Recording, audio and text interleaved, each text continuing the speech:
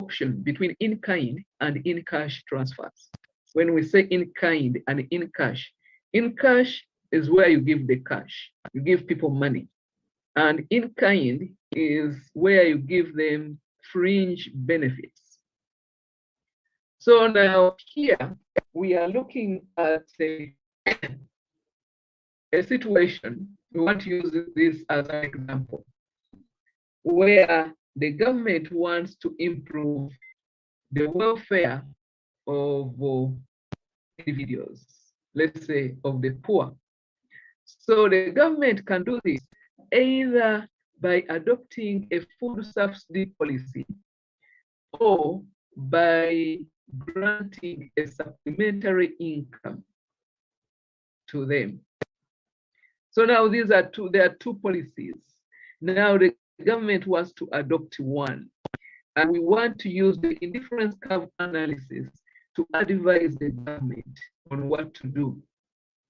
So obviously, when we talk of in-kind, now the food subsidy policy is the in-kind, the in-cash is the supplementary income. So, like for instance, we want to demonstrate which policy is less costly. And also we want to evaluate the effects of these policies on the demand partners of the poor. So now we want to use the indifference curve analysis. Now, first of all, I don't have detailed notes on the slides, but like I said, the notes are somewhere. You can, if you don't understand the slides, but I'll try to explain. So now, the individual, let's consider one poor person, and the government wants to increase or to improve his welfare. So originally, this individual is on this budget line BO. This is the original budget line BO. And he's at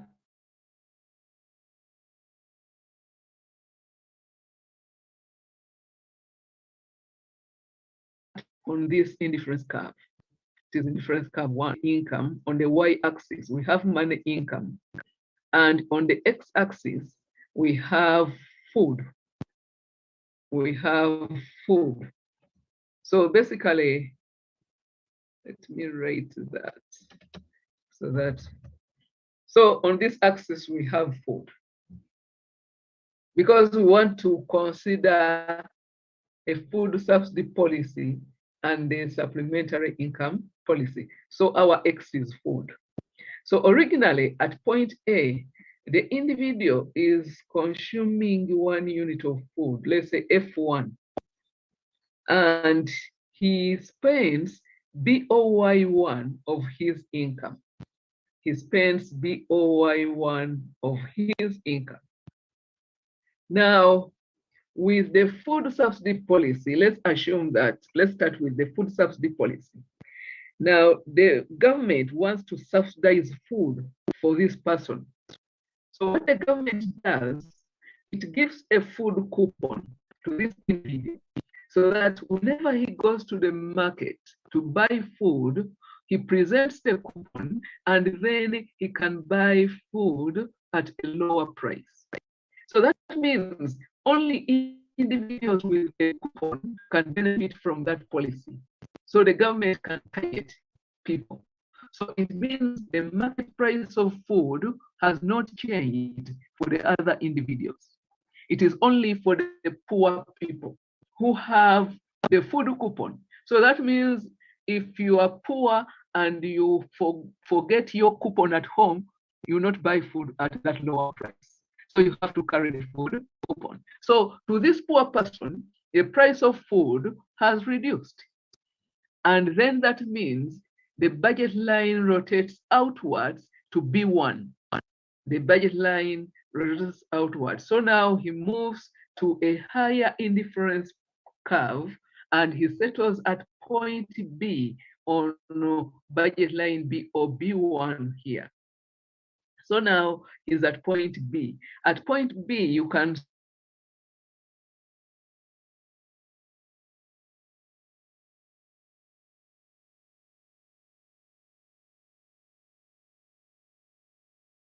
Remember, this is the income axis. So he spends BO white of his income. Remember, originally the income is OBO from down here. But now what he spends, we count from top here. So initially he was spending BOY1 to buy F1.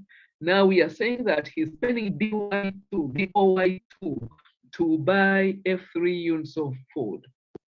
Now, the first thing we need to know, how much would he spend on F3 units of food if he had no food coupon?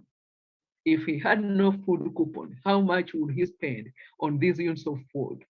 So what we do, we can trace that to the original budget line at point N here.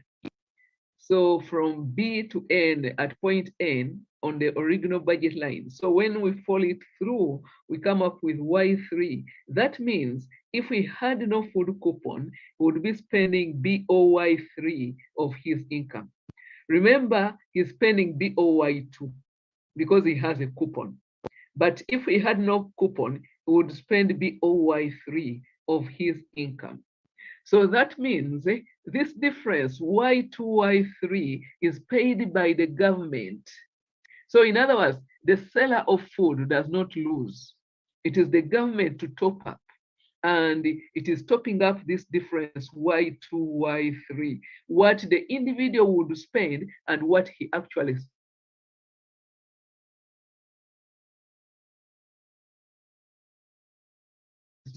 what the government pays food subsidy policy to the government. So at least now we know the cost of the food subsidy policy. Now we want to compare with the income policy. We want to compare with the income policy. So we go back to our original position A. The individual is here at A. Now, instead of a food coupon, now the government gives him supplementary income. It gives him additional income. So the income will shift the budget line outwards. So we have that red budget line. The budget line will shift because we said when the income increases, the budget line shifts outwards. Now, because we want to compare the two policies, we want to make sure that whichever policy the government adopts, it will put the individual on the same higher level of welfare. In others, on the same higher indifference curve. So that's why when we shift this budget line, we shift it until it is tangent to that indifference curve. So the individual settles at point C. At point C, he can buy 2 units of food, that is F2. Okay, now we want to find out the cost of this supplementary income. And we know from the properties of the budget line, the budget line will shift by the amount of additional income. So that means BOB2 here is the supplementary income. So it is the cost of the supplementary income policy to the government, because the government will give the individual this amount of income, BOB2. Now we want to compare with the food policy. Remember, with the food policy, we say the cost is Y2, Y3. And for the income, it is BOB2. So what we do, we can, when you follow this down here, you can see that parallelogram, BOB2MN, that is the parallelogram. And we know that opposite sides of a parallelogram are equal. So MN is equivalent to BOB2. I hope you see that parallelogram there. Now, so that means MN is the cost of the supplementary income. MN is the cost of the supplementary income, and it is equivalent to BOB2. Then BN, which is equivalent to Y2, Y3, is the cost of the food policy. So obviously from this, you can see that BN is larger than MN, so implying that the food policy is more costly the food policy is more costly than the income policy. So that means if the government is looking at the cost, then we can advise it to adopt the income policy. Because here we can see, at least in the short run, what we see is that the income policy is less costly. So basically, that is one evaluation. But we can also look at other issues because the government always has several objectives in view. So if the objective was to minimize cost, then the income policy would do. But the government may also have other objectives. So it may not be looking at the cost. Okay, for instance, when you look at the diagram, you can see that when you give this individual a food coupon, he buys F3. And when you give him supplementary income, he buys F2. In other words, with a supplementary income, he buys less food than with a food coupon. Now, what we want is to ask ourselves, why is that so? Why is this so? Why is it that when you give him supplementary income, he buys less food than when he has the food coupon? Now, this is where I enjoy the physical classes, where I can give you 5 minutes to give me that answer. But since you cannot give me the answer now, I can answer myself. So basically, with the food coupon, the individual cannot use it for anything else. He cannot use it for buying shoes or whatever. He can only use it for food. So he has nothing to do. He'll present his coupon and it will give him more food.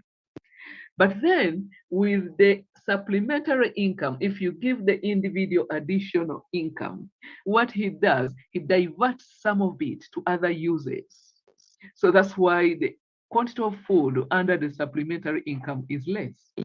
Okay, hope that is clear. Now, assuming in the economy there is the excess food and the government wants also to help the sellers of food or the suppliers of food.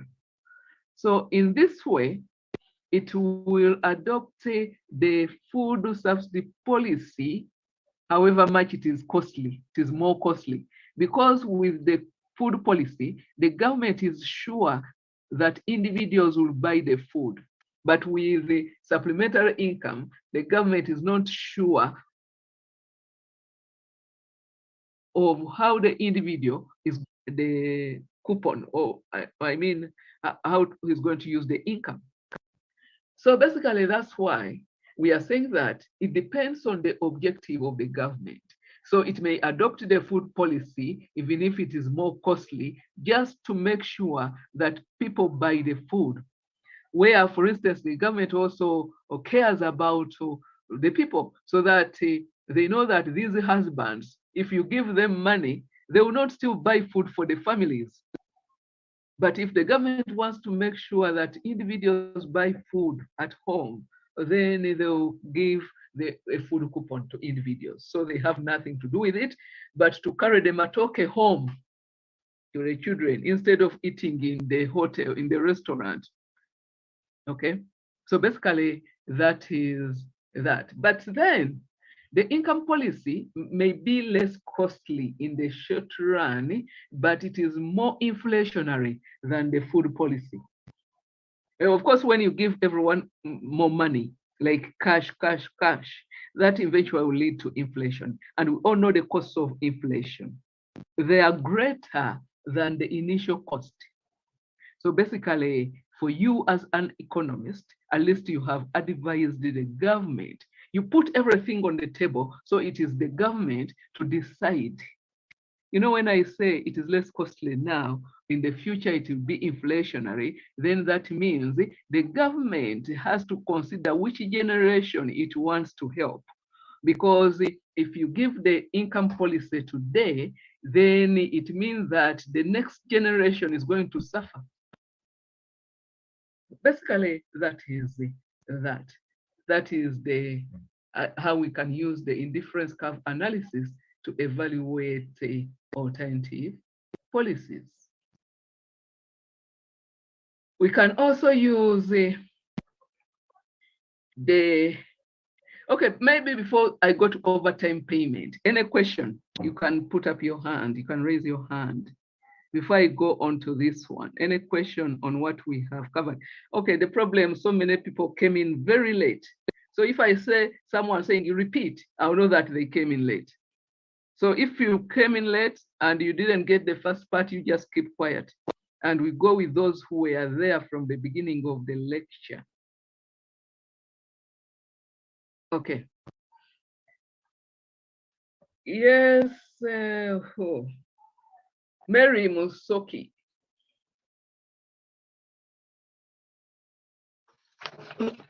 You're saying that this bullet, you know, you see the quantity of food under the income policy is smaller than under the food subsidy. I wanted to just show the quantity of food, how it's smaller under the income policy. Okay.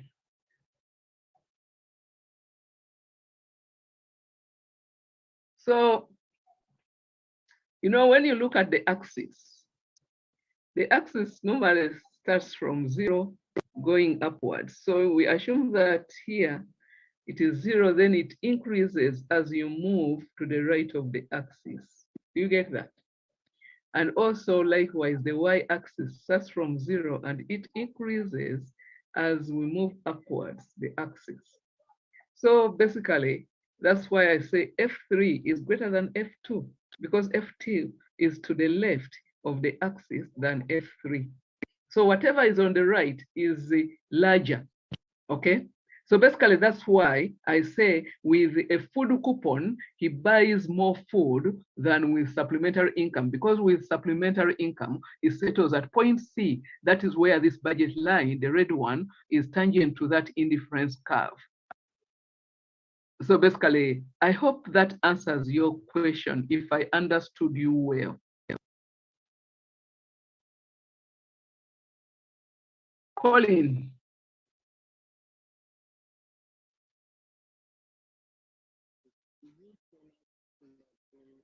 Colin, are you saying anything?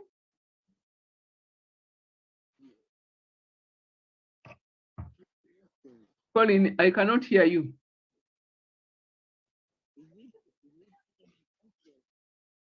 Okay, I think there's a problem with her network. Okay, let's continue. We shall ask later. Overtime payments. We can also use the indifference curve analysis to illustrate overtime payment.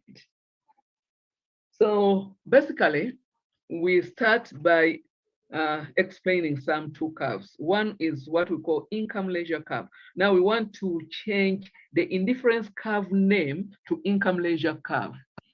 So this time the indifference curve is called the income leisure curve, because since we are talking of overtime payments, so we are looking at an individual worker.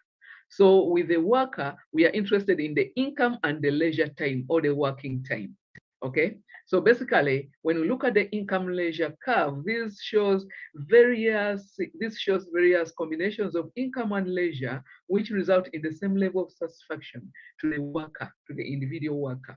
So at M1, of course, you can see the indifference curve does not touch either axis, because there is a maximum income one can earn and there is a minimum income one can earn, because we assume due to physical limitations, no one can work 24 hours. So there must be a maximum income.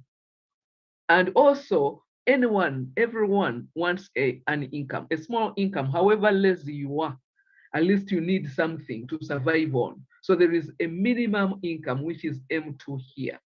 So you can see with the maximum income, M1 here, the leisure time is minimal, it is small. It means that this individual will rest for few hours. That's why the leisure time is L1. Now, when he moves downwards along that indifference curve, that means he's substituting leisure for income. So that means the leisure time is increasing when he moves downwards along the indifference curve. The leisure time is increasing. And this is the maximum leisure time. Like we said, that everyone needs to earn a certain income to survive. So there is a minimum income and a maximum leisure time.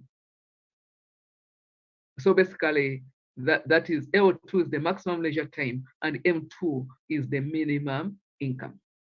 So that is the income leisure curve, which is our indifference curve. Now here we have the wage curve, which is equivalent to the budget line. Now the wage curve, the slope of this wage curve shows the wage per hour, or it can be called the income leisure constraint. Like the other side, we have the budget constraint. So this is the income leisure constraint. So it shows how much time of leisure an individual must give up if he wants to earn a certain level of income.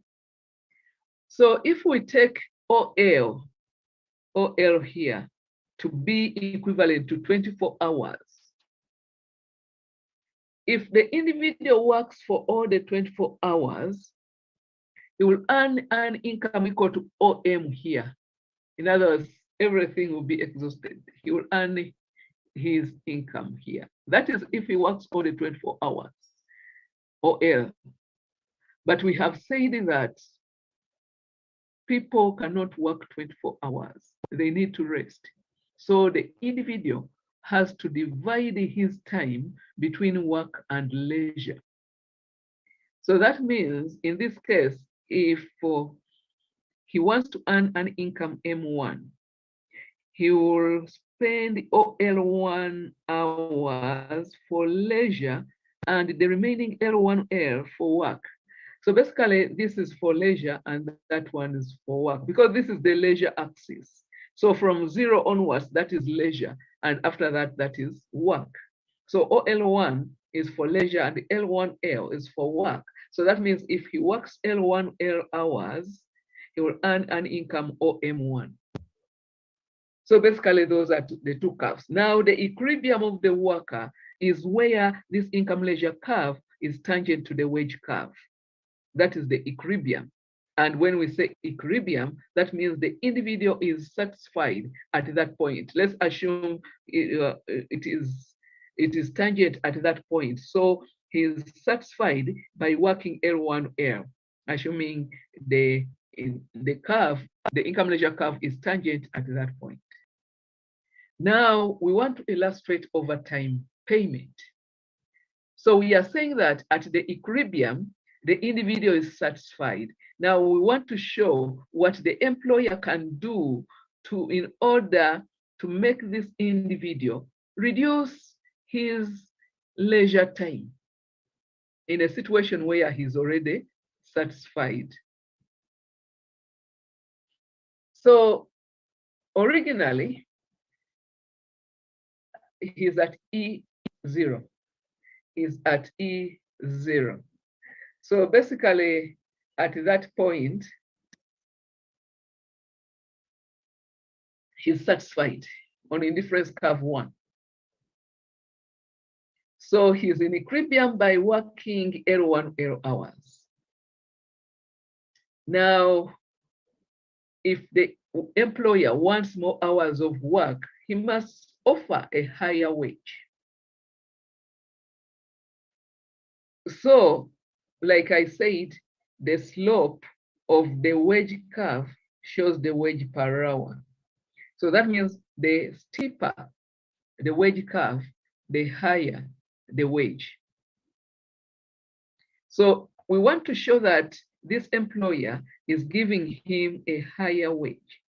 So what we do, we draw another wage curve, which is steeper, of course, to the left of E, because otherwise to the right, it would lose meaning.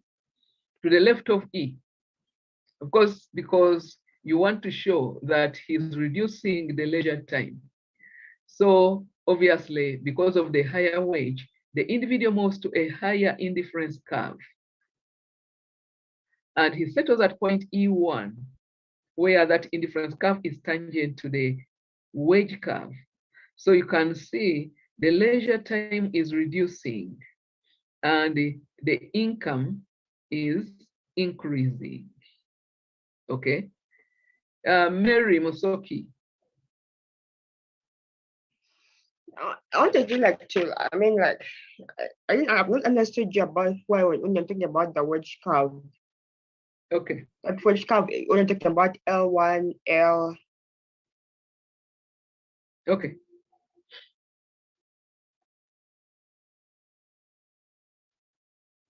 Okay, so this is our wage curve here. The wage curve, this one, like you would think of a budget line. So the wage curve shows how much time of leisure the individual must give up if he wants to earn a certain level of income. Like for instance, if this is the hours on the leisure hours. So this is the leisure curve. So I said that OL here, or up to L here, is the equivalent to 24 hours. So if the individual works 24 hours, he will earn OM income, this one. Where my cursor is, you have to look at my cursor. So basically, we are saying the individual cannot work 24 hours, so he has to divide his time between leisure and work. Now, if he works for L1L, this part here, in other words, if he spends OL1 hours in leisure, not working, then he will earn his income OM1. The income will be here at M1. Okay, so basically that is the wage curve. It shows the slope of that curve shows the wage per hour. So the wage per hour is given by that slope of the wage curve. That's what I'm saying, that the steeper the slope or the steeper the wage curve, the higher the wage per hour. So basically, this is the hours of work, L1L, and let me see if I can write what, oh, when I do that, my graph now gets distorted. But anyway, this is the hours of work, and 0L1 is the hours of leisure. So basically, we are saying that equilibrium is the point of tangents of the wage curve and the indifference curve. So initially, the individual is in equilibrium at EO, where working L1, L hours, and then earning income or M1. Colin, hope this time we can hear you. Colin, there's something wrong with your, okay, what you are going to do, maybe you write in the chat. I can read, I can spare some time and read, because it seems you cannot communicate.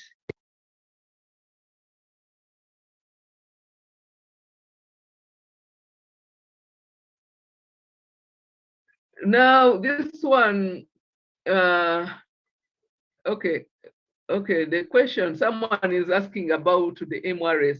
I think let me do these ones, let me do in the physical classes, okay? Because this is not our lecture today. So we shall go through that, showing that the MRS is diminishing. We shall do that in the physical classes, okay? Okay, so basically this is, it shows that now the individual is getting higher income because he has reduced the leisure time. Another way in which we can use the indifference curve analysis is to derive the supply curve of labor. So we start with drawing the wage curves. Now these are our wage curves. So we have M1, M2, M3, M4. These are wage curves. So L, this is leisure. On this axis, we have leisure. Now, this is Now this shows the supply of labor. So on this axis we have wage, and on this axis we have labor. So initially on that wage curve M1L, the individual is in equilibrium at point A, and the hours of work is L1L.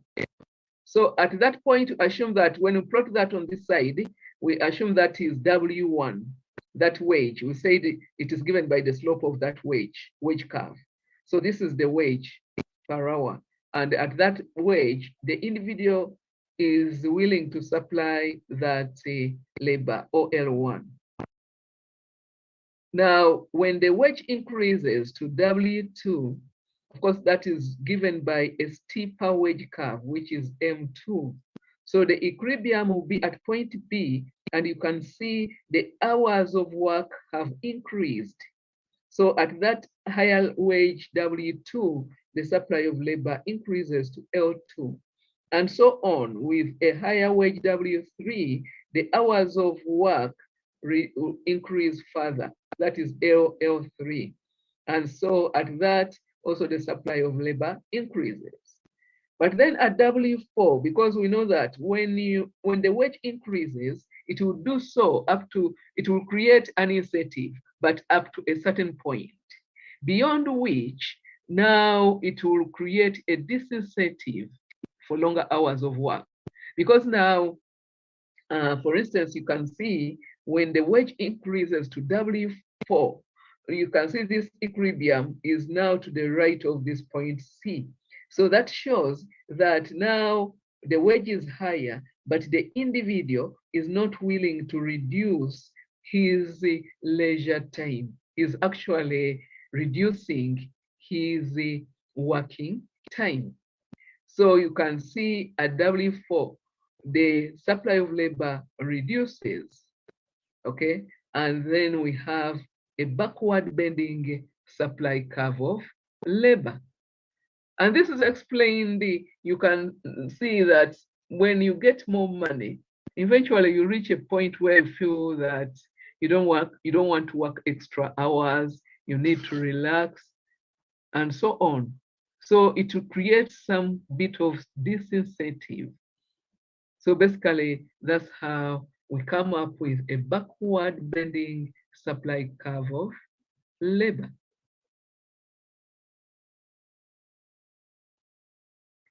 We can also use the indifference curve analysis to illustrate consumer surplus. We all know what consumer surplus is. This is the difference between what the consumer is willing to pay and what he actually pays for the good. That is consumer surplus. So this reflects the fact that the consumer's total economic welfare from the consumption of a good is greater than the total utility of its monetary value. In other words, it's greater than the total expenditure. What you benefit from the commodity is greater than what you pay. Like air and water. Water commands extremely low price. Air, it is zero. And water, low prices. So these yield considerable amounts of consumer surplus because you benefit a lot from water, but what you pay is not comparable to the benefit. So the consumer surplus is great. We can estimate the consumer surplus from the demand curve. So that is our demand curve. And if the price is P, the consumer will buy quantity Q. So he will pay P times Q for it. That is what he pays. Now, obviously, we can see that he was willing to pay higher prices for the initial units of the commodity. So, for instance, he was willing to pay price P1 for the first unit, Q1, price P2 for the next unit, and so on. Okay, so basically, we can say the triangle APC is consumer surplus.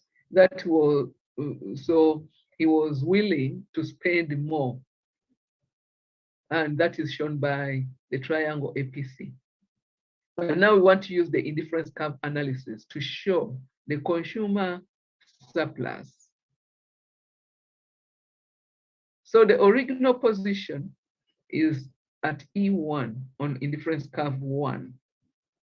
So at E1, the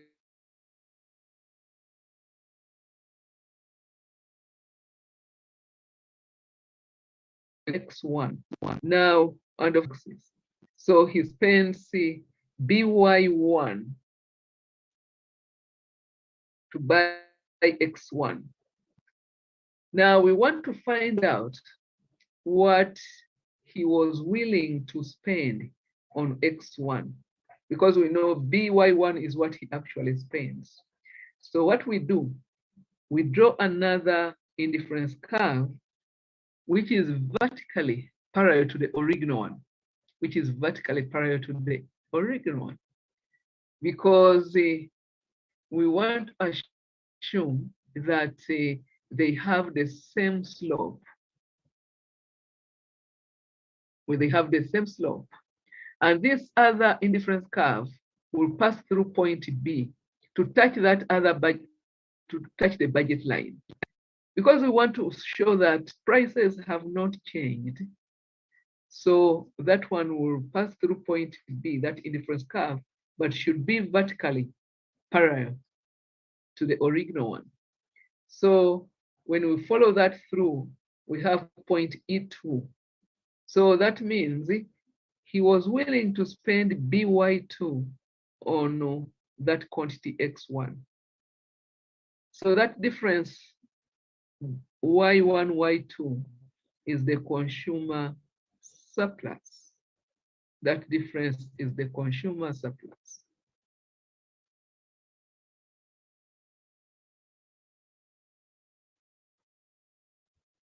Then we can also use the indifference curve analysis in the theory of exchange. This theory of exchange is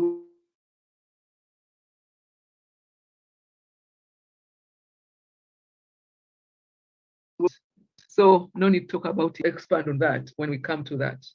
So basically, these are some of the ways. I'm not saying we have exhausted all of them, but this is what we want to look at in this at this level on the applications of indifference curves. Then when we are talking about the ordinal utility approach, we said that under this approach, there are two theories. One is the indifference curve analysis, and then the other one is the revealed preference theory. So basically, this theory was proposed by Samuelson Paul and defines a principle of rationality that is based on observed behavior.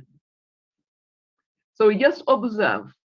Now, this theory was considered as a major breakthrough in the theory of demand because it made possible the establishment of the law of demand directly on the basis of revealed preference without the use of indifference curves.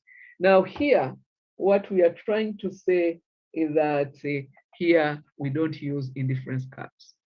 So the law of demand is established directly through observation without the use of indifference curves. We know that indifference curves have limitations. One of them being that they are hypothetical. So basically, any theory above, of course, the cardinal has its own limitations, but I'm talking of another theory which does not use the indifference curve is assumed to be better than the indifference curve analysis because of the limitations. So basically, this theory is based on the idea that choice reveals preference. So if there are two combinations of goods, like combination A and combination B, and we assume that you can afford both of them. When I say combination, let me say two baskets of goods. So assuming they cost the same. So you can, or not necessarily the same, but you can afford both of them. So basically, if you choose A, then you have revealed your preference for A.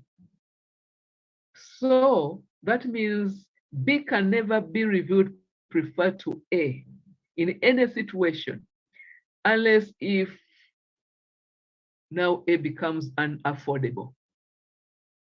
Unless if A becomes unaffordable. So there is consistency. You can see already the assumption of consistency here.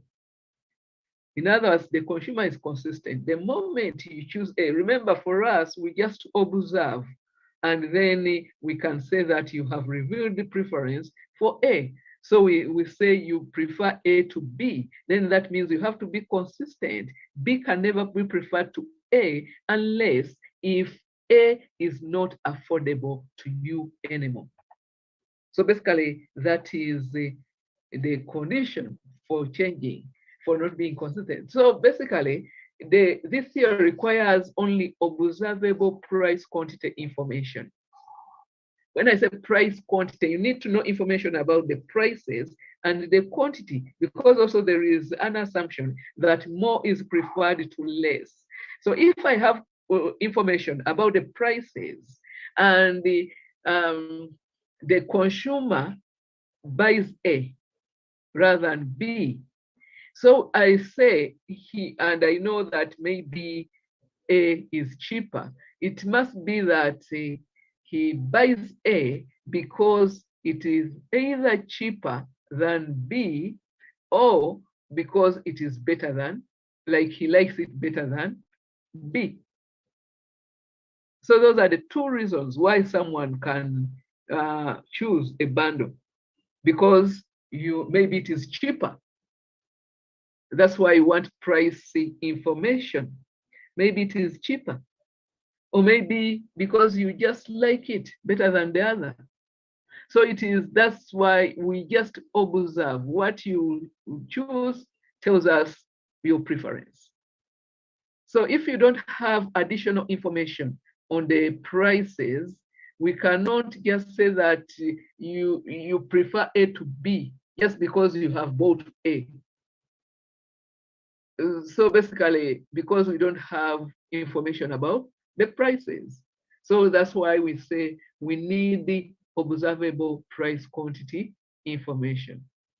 So the assumptions of the theory, like each theory has assumptions. The budget line existence, the moment you talk of price, so basically you need a budget and it is fixed. Then consistency, which I've already explained, and transitivity. These are assumptions. Maybe we can add the other one of non-certainty. More is preferred to less. More is preferred to less. So now let's explain that here. So this is our budget line. B1L is our budget line. Now, before we consider the budget line, let's just look at point A.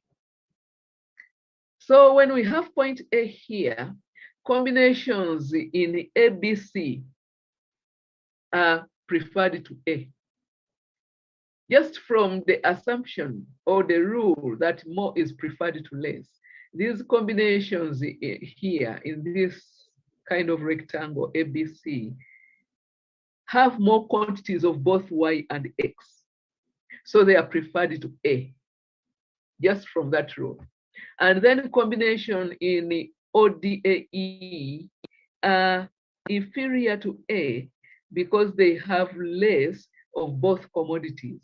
They are inferior to A. So basically, from observation, that's what we can say. Now, if we consider the budget line, of course, combinations here now become irrelevant because they are not affordable. They are above the budget line, so they are not affordable. So they become irrelevant. Now we are interested in the combinations within the budget line. So if he chooses A, now that means combinations in this triangle ADB1 and combinations in AEL are inferior to A because these combinations were available in the first place, but were rejected. So he chose A. That means any other combination on the budget line or in these triangles are revealed inferior to A. Then obviously these are obvious, these are inferior. Of course, why I'm singling out these two triangles, because you see in this triangle here, you have more of Y and less of X. Here you have more of X and less of Y. So it would be difficult to know, but since they were available and the individual chose A, then we said that all these are inferior to A. But these ones are obvious. They contain less commodities than at A, so they are inferior to A. And that's all we can know with observation. That's all we can know with observation. Okay, explaining it further. We have several budget lines. These are budget line B1, B2, B3, different budget lines. I don't know why I forgot to use the colors. And now it will take time for me because I grouped it. So let's bear with that. So you know this is B1, B2, and B3. Those are different budget lines. So if we start with this budget line, B1, the individual can afford A and B, combination A and B, because they are on that budget line, on budget line B1. If he selects A, so it means that he prefers A to B. He reveals his preference for A. So that means he cannot choose B when A is affordable and available. Now, if he is on budget line B2, you can see this budget line B2 up to here. Now that means for this budget line B2, that's where he can choose B, because you can see now A is not affordable. A is not affordable because we said that if he reveals his preference for A, he can only choose B if A becomes unaffordable to him. And this is shown by this budget line. Now his budget line is B2. Now he cannot afford A, so he can go with B. Then when you look at this budget line B3, of course A is affordable. So if A is affordable, he cannot choose B. Maybe he can choose C because it is on that budget line. But what we want to show that in this case, with budget line B3, A is affordable and he has revealed his preference for A, so he cannot choose B, he would rather choose C. So basically that is the explanation. So we are using observable reactions to alternative budget constraints. Mm. Now, deriving the demand curve. Now, of course, now here, originally, if you see these small diagrams I drew here, I know, because when you look at that compensated demand curve, I think we derived it. So it is basically the same way, only that here we are not using indifference curves. So the individual is at A buying X1 at a certain price P1 here. When the price falls to P2 down here, the budget line here rotates outwards and the individual moves to point B, buying a certain amount here. So at B, of course, when you join the 2 points A and B down here, we have A prime and B prime, they would get the demand curve, the Marshallian demand curve. But now at B, if you carry out a compensating variation, if you take away income, the increase in income from him, he can either go back to A. That's why I made the budget line. When I shift the budget line, it passes through A, showing that he can, when you take away his A, in which case the substitution effect would be 0. Or he would choose a point to the right of A, such as C, in which case the substitution effect is positive. Of course, he cannot choose any combination to the left of A, because like we said in the other diagram, these combinations were available in the first place on that budget line. So combinations here were available, but he chose A. So these are inferior. So he either chooses A or he chooses any combination to the right of A, such as C. So obviously the quantity here, when you join the two, you get the demand curve.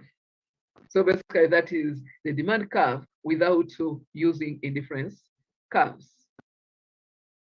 And then some of the limitations of the basic theory of consumer behavior. Now, the consumer behavior, we're talking of the cardinal, the ordinal, and the reviewed preferences approaches, preference approaches. So all the approaches combined, we want to look at their limitations. And the first kind of limitation is that it ignores interactions among consumers. And we know that consumers interact in several ways. There is what we call the bandwagon effect, the snowball effect, and the Veblen effect. I think you have covered this in first year. Should we waste time on that? So bandwagon, like you hear the name bandwagon, some people follow that because everyone is putting on a certain kind of shoe.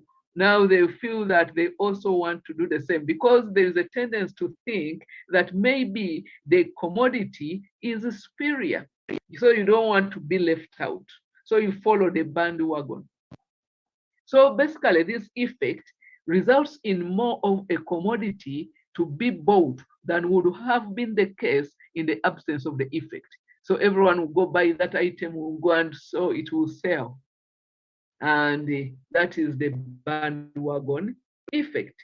So obviously it is like saying actually consumers interact. Decisions are not made out of personal preferences sometimes. The snob effect, now this is the opposite. Now people don't want to buy something which is common, which everyone, when they see other people buying the item, they feel that, no, I need to be different. So there is that snob behavior. And the effect results in less of a commodity being bought to the extent that other people are buying it because people want to be different. People are buying high-priced commodities, the Veblen effect. So people will go in for high-priced commodities. Of course, the rich want high-priced commodities because they want to show off their wealth. The poor also want high-priced commodities because they want to impress others. So everyone will go for high-priced commodities, both the rich and the poor, because they want to impress others. So that means with this effect, more of a commodity will be bought at a higher price than would have been the case. Okay. So the secondly is it ignores the effect of past behavior. We know that sometimes past behavior, like past levels of income, will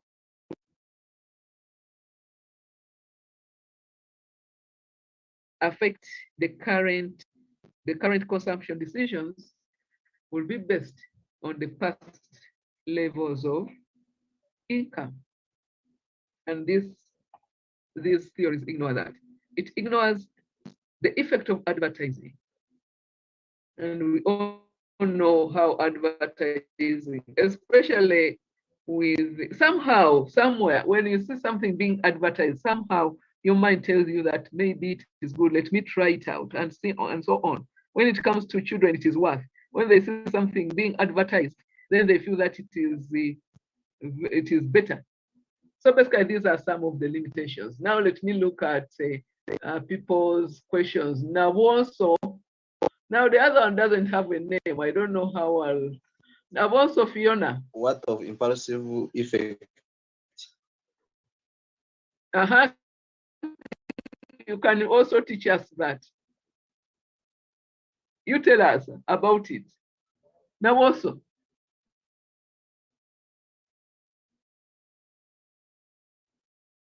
You have brought a good suggestion and now you are keeping quiet.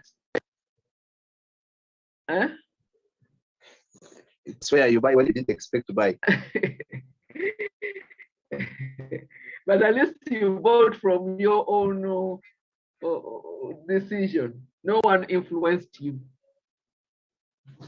No, sometimes you just see people buy and buy. But then if you see people buy and you buy, then it will fall in one of these, the bandwagon. Okay. So should you call it bandwagon? Yeah, because also? when you say the way you stated it first, I thought that okay, buy, no one has influenced you. You just see bought on by impulse. That okay, let me go to and buy some handbags or whatever. Do you get that? Then there yes. It means no one has influenced you. But when you say because you have seen other people buying, then already it is explained by the bandwagon. Okay, so where you just think of buying is impulsive. Yeah, it is okay, but at least it is not in the limitations, because this is what the theory assumes. It assumes that you buy out of your personal preferences. So if I just say, oh, let me go and buy some shoes, and I go in the shop and I buy, then I'm in agreement with the theory. It says that I buy not from other other people's decisions, but out of my personal preferences. Lumumba.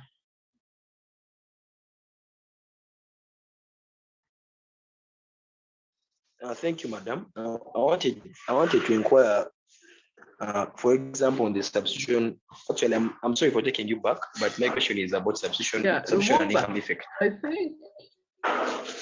Yes. This topic is one of the topics I'll repeat when we meet in the physical classes, because I feel that I cannot make you understand. So when in the physical, let me go through this topic again. Okay, like madam, my inquiry was about when we see this curve for substitution and income effect, it's about an increase in the salary, actually increase in incomes of an individual.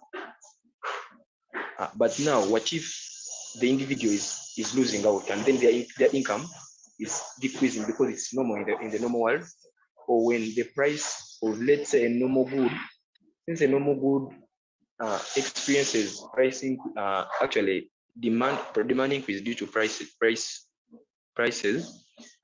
What if now the normal good is now also increasing? The price of normal good is increasing. How now? Still goes to my other first response. Now, this substitution and income effect. When I was explaining, I was referring to a price reduction. And when I discuss with you a price reduction, I want you to think of a price increase. What would happen to those curves when it is the price increase? So basically, that is the question you are asking me. What if it's not a price reduction? So you think about that until we meet in the physical lectures to see how far you have gone with, because when I come to the physical lectures, still I'll explain the price reduction. And then probably there I can ask you to tell me what you think if it is a price increase, so that you tell me the test, what happens if it is a price increase. Okay, Galaxy 12. Yes, madam. I wanted to. I don't hear you.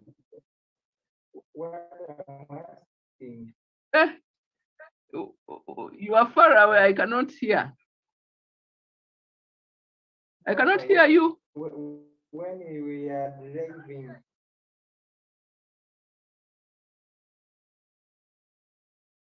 When we are driving.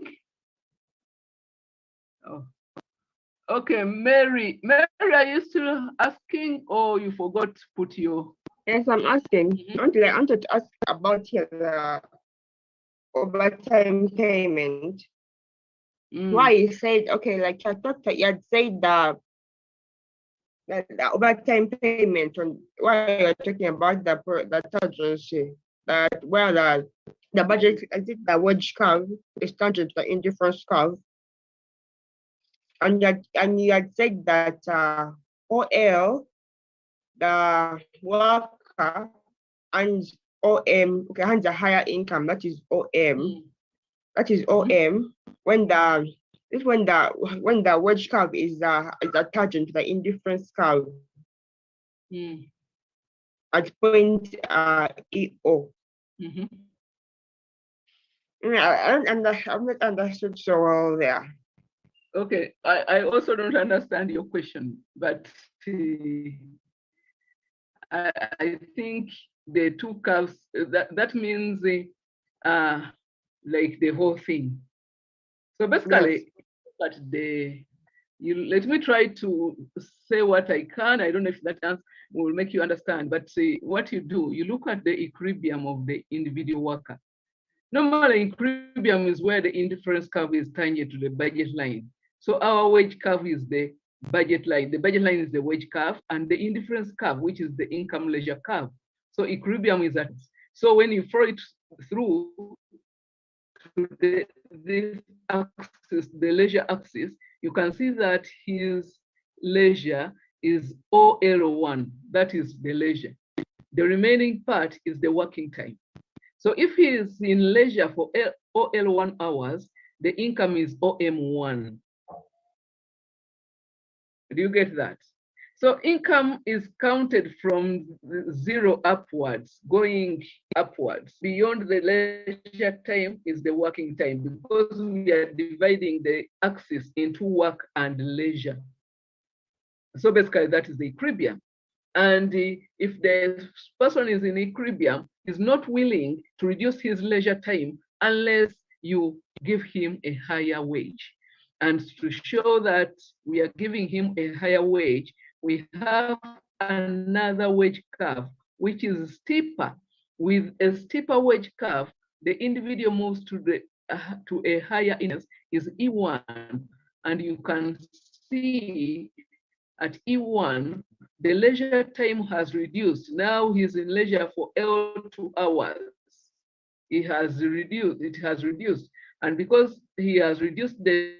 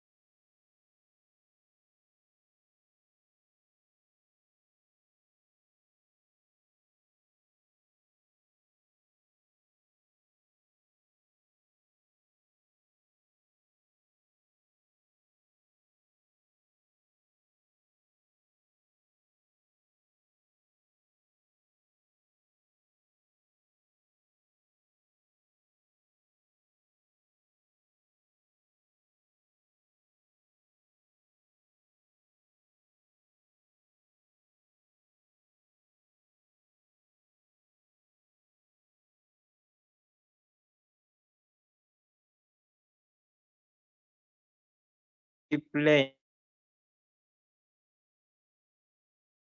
from